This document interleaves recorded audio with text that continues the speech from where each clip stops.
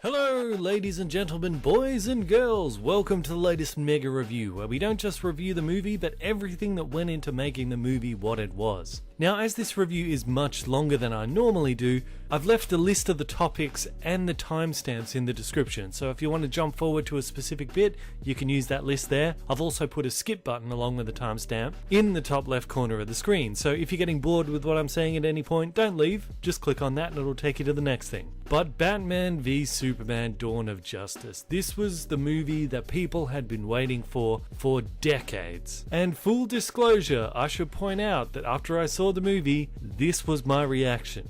Is it the worst movie of all time? Yes. Yes, it is. Oh my! This is literally... It's not worse than Tusk. No, it is. It's not worse. I'll explain in detail once we get into spoilers. The reason that I said that is because in the 2 years leading up to this movie, whenever we'd say, oh, I'm not sure about this casting, or I'm not sure about that casting, or I don't know about this dark tone, is that really going to work? But whenever we said that, it was always met with the same answer. Hey, it's Batman and Superman. How can you ruin that? It's impossible to ruin. It's Batman and Superman. Of course everyone's going to see it. Of course it's going to be a great movie. Nobody could ruin that. Well, Zack Snyder found a way. That's why I said this is the worst movie ever. Because no other movie could have so easily been a success, yet somehow managed to mess it up. But now that time has passed, I'm able to look at it a bit more with a fresh, open mind.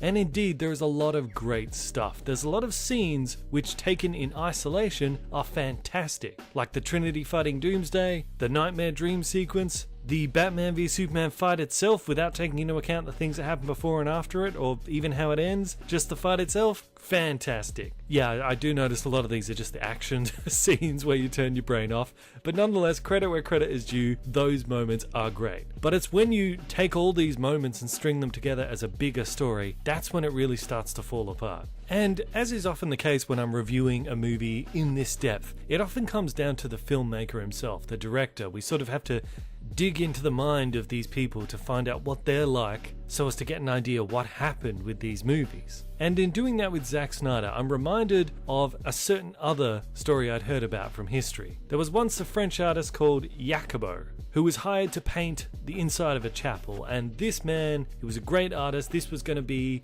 his masterwork, a work that he hoped would even rival that of Michelangelo. So he completely sealed off the chapel. He didn't want anyone to see his masterwork, and he worked at it for something like 10 years, becoming a little bit of a weirdo hermit along the way. No one was ever allowed to see it. Eventually he died before he finished painting it, and none of the paintings have survived to this day, so no one really knows what he came up with. But one of the few people that managed to stay friends with him during this time did get to see it. And he described the work as having a complete loss of all proportion and obsession with detail, combined with the inability to see the larger picture, a kind of extravagant ugliness that no longer communicates with people. See, Jacobo living in isolation like this had done this to him. The lesson to be learned from Jacobo is you cannot be creative if you're living in a bubble. It sends your head a bit weird, all sense of proportions go out the window, and you become overly obsessed with details, and a failure to connect with the audience.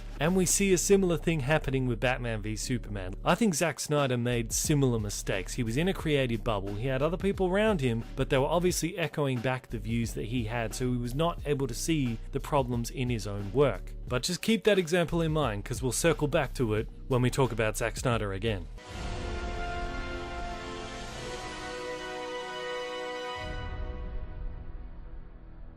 When asking the question if this movie was a success or failure, it really depends from what angle you're talking about it from. If you're talking about in terms of money, the film to date has made about $900 million, so just short of $1 billion, but undoubtedly a lot of money. However, the movie also cost $400 million, in fact upwards of $400 million to make. Add to that an estimated $200 million to market, that only really leaves you with a $300 million profit. However, that profit has to be split with the cinemas who are actually showing it. And that split can be anything from a 50-50 split to a 90-10 split. It differs from movie to movie. So when all's said and done, Batman v Superman probably made between $150 and $250 million.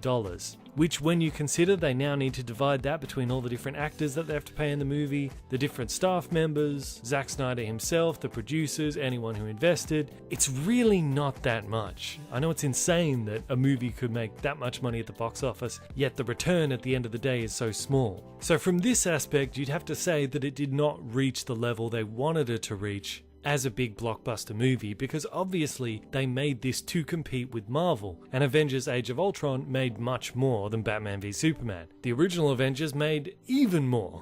So in terms of what they projected to make back, as well as the little amount of money that they did actually profit from it in the end, it's very hard to say that it was a financial runaway success. When it comes to the critics, it's equally difficult to say it was a runaway success. It got mostly mixed to bad reviews. And look, I'm not trying to say that Rotten Tomatoes is the end-all be-all of like movie criticism and all that, but it's good sources like review aggregators. They take reviews from all different areas and put them together. And again, there's no question it was not very well liked by the critics. The fanbase, however, not so clean-cut. Just like Man of Steel, Batman v Superman did divide audiences, which was a real shame for me because as a past defender of Man of Steel, I was looking to this movie to finally patch up the problems of Man of Steel and unite the fan base again. It didn't, and I'll get into all the details of that very soon. But the argument among the fan base still rages to this day. Was this movie just too smart for the people who don't like it?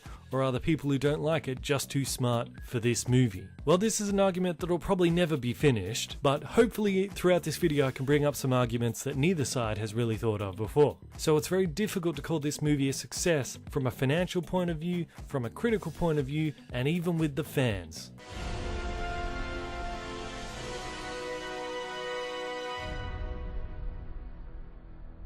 Now that's not to say that everything in this movie sucks. Even someone like me, who previously said it's the worst movie ever made, does admit there's great things in it. The Battle of Metropolis scene from Bruce Wayne's point of view at the beginning of the movie does a fantastic job of setting up why Bruce Wayne would have an issue with Superman. Unfortunately, they do convolute it then later on, but at this point in the cinema, everybody's on board, everybody likes this, and it's a really clever way of how they tapped into the actual fan backlash for all the carnage of Man of Steel by channeling that into Batman here. It helps to make Batman's stance a lot more understandable. As I mentioned, the nightmare sequence is amazing. It's sort of a mixture of Batman's worst fears about Superman and what he could possibly do, as well as also being a foreshadowing of Doomsday coming in future movies. And while people criticize the ending, that he wakes up and sees Flash, but then he wakes up again, and they go, oh, so was it all just a dream, or wasn't it? Well, they do give a hint that it wasn't just a dream, because you still see papers flying around after he wakes up that second time. So obviously something did happen in that room there.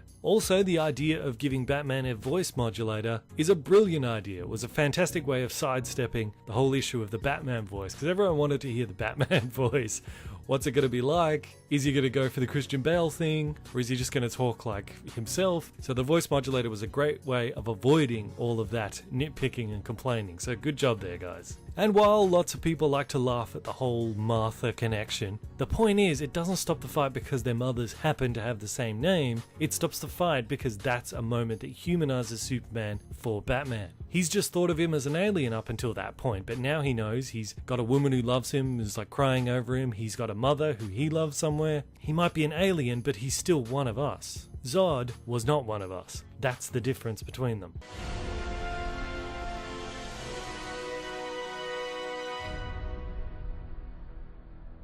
Okay, let's get into the nitpicking. Way too many dream sequences in this movie, and this is where I was disappointed, because a criticism for Man of Steel was there was too many flashbacks going on. I defended the flashbacks in that because it's a way of linking in the origin story of Superman, but without having to tell the story in a linear fashion, which would be boring because no one wants to see all that again. So I felt there was a certain justification for disrupting the story by throwing in all those flashbacks then, so I was happy to defend that. But in Batman v Superman, 90% of these dream sequences are completely unnecessary. And I think Zack Snyder might have just learned the wrong lesson from the criticism of Man of Steel. It's like, oh, flashbacks. They don't like flashbacks, so I won't have any. Well, no, it's not flashbacks people don't like. They don't like the story being broken up. And you created that same problem by just putting in all these dream sequences. One dream sequence in particular that's awful is the Kevin Costner ghost. I mean, was that even a dream sequence? We don't know. We don't know. I guess it's implied that it was just in Superman's head. Maybe he fell asleep in the snow. We don't know. That's the thing. Zack Snyder doesn't explain little things like this. See, he's got this over-obsession with explaining other things in the movie, but then not explaining things that definitely need to be explained, such as this.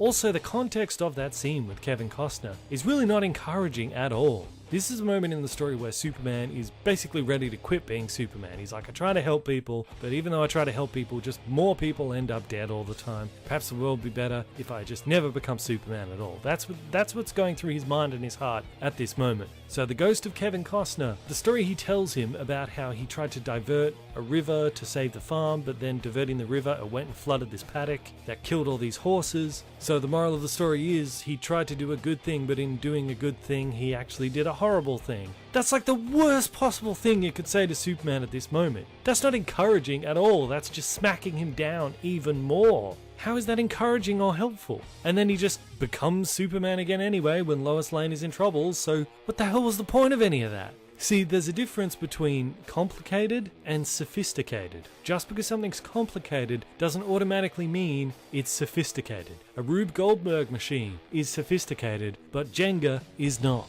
This storytelling is like Jenga.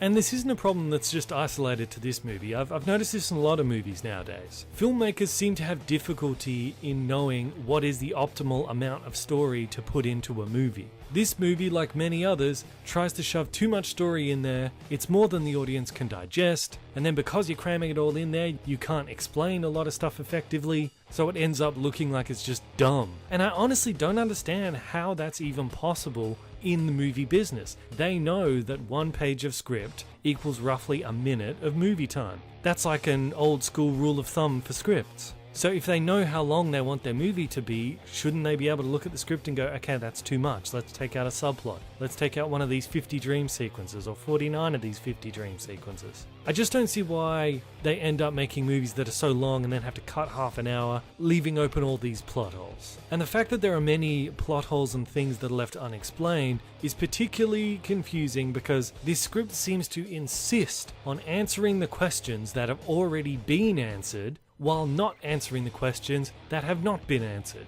For example, after the Battle of Metropolis, from Batman's perspective, as I've said, that's all we need to understand why Batman wants to take out Superman, why he thinks Superman is a threat. Done. We don't need Lex sending wacky notes from Wheelchair Wally, we don't need them blowing up the courtroom. It's unnecessary. Batman already hates him. Same thing with why Superman doesn't like Batman. It's because Batman is extremely brutal, so he doesn't like him. Even though Superman is also extremely brutal, but putting that aside, he also doesn't need to be sent wacky notes while he's investigating this. What is it with Lex and sending wacky notes? I don't know. Batman's out there branding people, that's all you need. He would still be against Batman even if the people with the brand were getting shanked in prison or were not. It's also worth pointing out, the only reason Clark Kent even knows who Batman is because this old guy tells him about Batman when he's going to interview the chick about what happened in the desert. So from there, Superman just completely shifts his attention off from trying to clear his name about what happened in the desert to becoming obsessed with this guy who's branding people while he's dressed as a bat. Like, doesn't Superman want to clear his name? Shouldn't he focus on that and then come back and get Batman later? I don't care. I don't care. Yeah, I guess he doesn't. And that old guy who tells him about Batman, we don't have a scene later on of him being paid by Lex. So the reason that Clark Kent hates Batman has nothing to do with Lex whatsoever. It's got everything to do with what Batman's doing, and the reason Batman hates Superman has nothing to do with Lex. It has everything to do with what Superman did during Metropolis. So basically, if Lex Luthor was never even in this movie at all, these two still would have ended up fighting, still would have ended up coming to blows. So all this shenanigans that Lex Luthor does is completely pointless. In fact, the only thing that would have changed if Lex Luthor was not in this movie is they wouldn't have had the Martha moment at the end that stops the fight. So ironically, Lex Luthor's presence in this movie actually saved Superman's life. So while the script is busily overly explaining stuff that's already been explained, like why they hate each other, there's the other things that really need to be covered that don't get covered. Such as, how did killing Zod in Man of Steel affect Superman's character? That was a really important point that needed to be carried over, needed to be addressed, and is completely ignored in this film. In fact, he kills Zod a second time in this movie. Or what about Wonder Woman? She's a really big character. You want to introduce her, you gotta explain. Why is she even there? Okay, she wants a photo. Why? What's the significance of the photo? What does it matter if she gets exposed as she's an Amazon or not? Is Themyscira under threat if she's not able to get this photo back? Why does Doomsday's appearance convince her to step out of the shadows and protect the world, but the events of Man of Steel did not? Did she not know about them? I mean, I got nothing against having Wonder Woman in the movie, but you gotta give her a good reason to be there, and a photograph is not a good reason. Why not, instead of having Lois Lane investigating a LexCorp bullet for an hour of the movie, she instead investigates Lex's metahuman thesis? The metahuman thesis. Yes, the metahuman thesis. It's in the movie. That would have given Lois Lane something better to do in the story, and it could connect her to Wonder Woman. Maybe Lois Lane is the one who convinces Wonder Woman to help out. That's killing two birds with one stone right there. And exploring Wonder Woman's involvement in this world is a lot more important than wacky notes and courts blowing up and jars of pee and all that stuff. It's way more important things out there the movie could have been focusing on. That's why it just blows my mind, the things they do and don't focus on. It just seems to defy logic.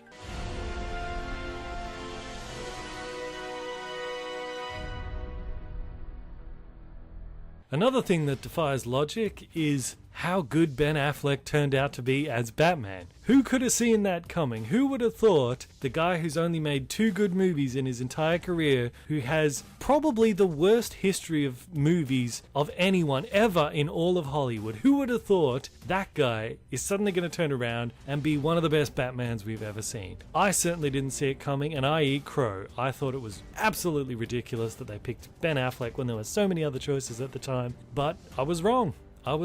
He was great. He did the impossible and managed to turn around the 99% garbage that was his career before and actually make a real gem of a performance here. You know, there's a saying, to find one diamond, you have to sift through 10,000 tons of dirt. Well, I guess Ben Affleck has already sifted through all the dirt of his career, so now he's just finding these diamonds. But it was interesting to follow the sort of pendulum effect of how people reacted to Ben Affleck. When he was first announced, as we all know, everybody hated him. The backlash online was unlike anything anyone had ever seen before. But then, relatively quickly too, the pendulum swung completely to the other side. And Ben Affleck as Batman became one of the most vigorously defended casting choices from the internet possibly ever. You merely hint at something negative about Ben Affleck and you'd be flooded with a ton of hate comments and downvotes and people unsubscribing, and it was crazy there for a time. You were genuinely, like I as a YouTuber, were genuinely scared to say anything openly negative about Ben Affleck as Batman,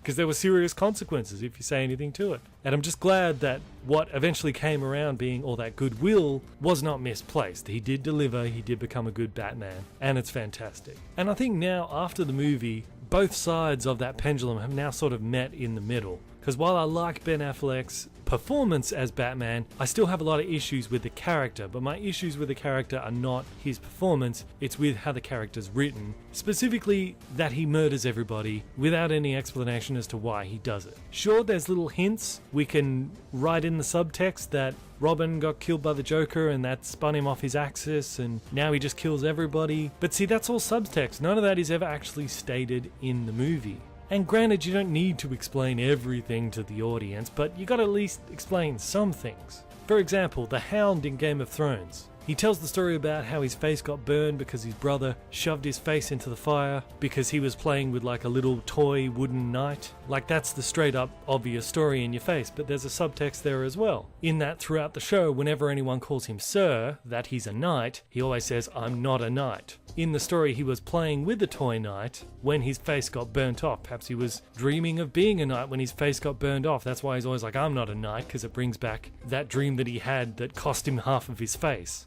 That's the subtext. Now, you see, the subtext adds to the main explanation, but you need to have the main explanation in order to have the subtext. The reason as to why Batman kills is all subtext with no explanation. And many of my subscribers have said to me on the channel, the fact that he doesn't kill or even brand Lex Luthor at the end indicates that he's done with killing. But again, it's all subtext. We still need some kind of explanation on top of it. I'm not even sure if that really does count as him not killing anyone anymore. All it means is he's gone from being a psychopathic serial killer to slightly less of a psychopathic serial killer. There's no ideological basis for why he suddenly shifts. And I think they were trying to go with the idea that he's inspired by Superman's example to become a better hero himself, but they hardly even knew each other. They were friends for like half an hour before Superman died, and before that, he didn't even know that Superman had an Earth mum. So how could he be inspired by his example? It just doesn't make sense. Zack Snyder in this interview describes the whole issue of the killing, the Batman killing, as being more indirect rather than direct, because he says, I didn't want to go that far in the movie of having Batman directly kill people, that is, because I don't want to be the guy who does that. Well, sorry, Zack Snyder, public perception, you are the guy that did that. He goes on, but on the other hand, I played the technicality just like it's been played in all the other films up till now. You know, Chris Nolan did an amazing job at surfing that line, and I feel like we did the same thing. No, I'm sorry, Zack Snyder, you did not do the same thing. Batman in those movies had a very clear rule, a clear explanation, not just a subtext, an explanation that he does not kill. I will go back to Gotham and I will fight men like this, but I will not become an executioner. That's a big part of The Dark Knight. The closest in the Nolan movies he comes to directly murdering someone is when he allows someone else to die of his own accord. And yes, fans had a problem with even that. This Batman goes far further down that road. He knocks a grenade out of a guy's hand and he blows up. What does he expect that guy to do? How is that guy supposed to get out of there? Christopher Nolan's Batman probably would have bataranged that out of his hand so it lands safely enough away that the guy doesn't die, or maybe grappling hook it out of his hand or something. See, these are the details that matter with the character of Batman. And yes, it is important that Batman doesn't kill, because if you're going to make a Batman that has no problem with killing bad guys, how the hell are you going to explain why the Joker is still alive? And you know what? Bandit Incorporated pointed this out to me, great YouTuber. What stops him from killing the Joker now? Nothing. Absolutely Exactly. nothing, yeah. So what's the point of any of this? Yeah, exactly. Like, they cannot have now a Batman movie, unless it's a prequel, Yeah. where he meets up with the Joker and he doesn't just immediately kill him. Yeah.